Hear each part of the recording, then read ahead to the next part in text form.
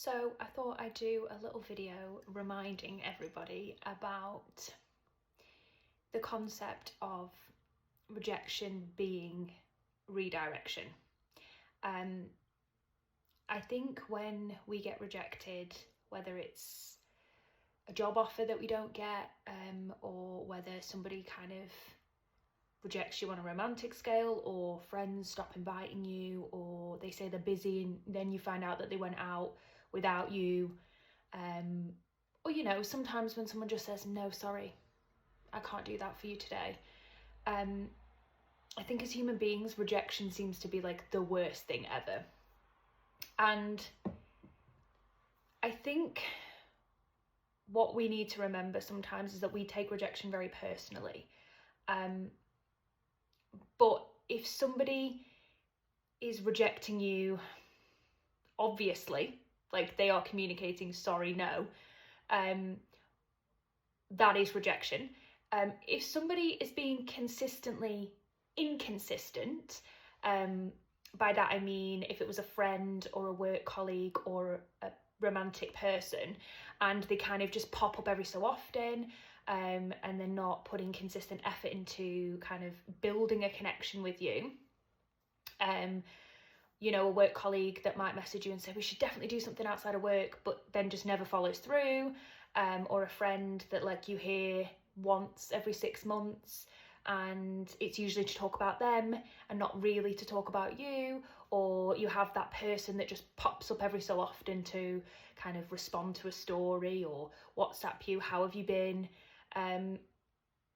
Inconsistent behaviour that is consistent over time is actually still a rejection as well.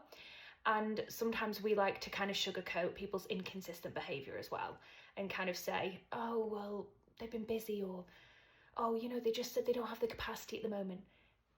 Bingo, that's your answer. If they don't have the capacity to give something to you, they don't want to. It's not about whether somebody has the want.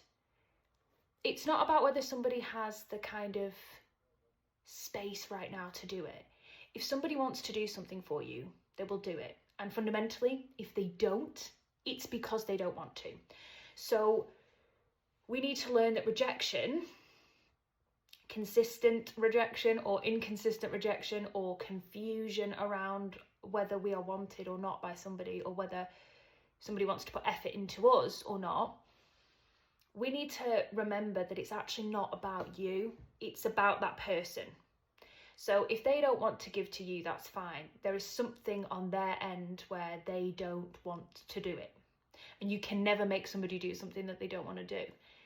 But it doesn't actually diminish your worth. It just means that you went forward with all this effort and energy and openness and it just wasn't met. Fundamentally, that's what happened. It doesn't mean you are any less deserving. It just means that one person at that time just didn't meet it. But there will be so many people out there who will meet it. And so you didn't fail something. You didn't do something wrong. It's not really about you.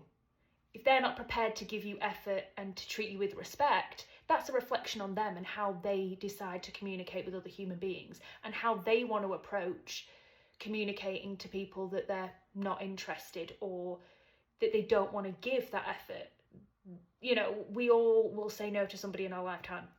It's how you choose to do it. Stop wasting the energy on trying to get that person to give you some effort. Take how they treat you as a data point, and then when you consistently have this kind of list of their behaviours, the fact that they don't reach out to you consistently, the fact that they don't ask about you consistently, the fact they don't arrange to meet with you consistently, and then just say to yourself with this level of detachment, okay, this is just a redirection. This is somebody saying they can't give me what I want. So I'm going to take that energy and I'm going to give it back to myself, and then I'm going to use that energy on people who will give back to me. So if it's a friendship, go and speak to another friend, go out and join classes and meet new people and give your energy to them. Go and do something for yourself. If it's a romantic partner and they're just not giving to you, just walk away. Just say, you know, this has been fun, but it's really not meeting kind of the expectations that I need, which is just consistent communication with you and consistent arrangements. If it's a work colleague, keep your relationship in a boundary of professionalism. If they don't want to meet you outside of work, or they don't want to do certain things for you, accept that and create that parameter. I think we just need to understand that when people reject us, we are given that information, and then we have the power to do something about it. So we can say, okay, I understand that this dynamic is not going to change. I'm going to take my energy back from this situation, and I'm either going to give it to myself, or I'm going to give it to somebody who can consistently match it. Because sometimes people reject you because they can't hold your space and your energy, because it's too much, because it demands too much of somebody. And there are people out there, unfortunately, who don't want to work on leveling up. And so they will meet people who they assume they'll have to invest a lot of effort in, and they don't particularly want to do that. And that's okay. That's not your job to kind of pitch how good of a friend you would be to them, how good of a partner you would be to them. Your job is to say, okay, I've given you this, I've been open, and I've given you my time and energy, and it's not been reciprocated, and there is a deficiency there, and I'm quite happy now to just take my energy back. We don't have to do dramatic things, you know, we don't have to start fights, and we don't have to block people, and we don't have to just rage bait everybody. We can just kind of say, okay, I don't have to make a big scene about this. I just need to kind of stop investing in this, stop worrying about the outcome of this, and go and put that energy into something for me. Go and do something fun for yourself, you know. You know, for example, if you really like somebody and they're not taking you out on a date, go and take yourself out on a date. Like, go and take yourself somewhere really fun, or go and do the thing that you wanted to do, or invite your friend and just say, let's just have a girly catch-up day, or, you know, let's, you know, invite your sister, you know, invite your nephew, and go and do something fun.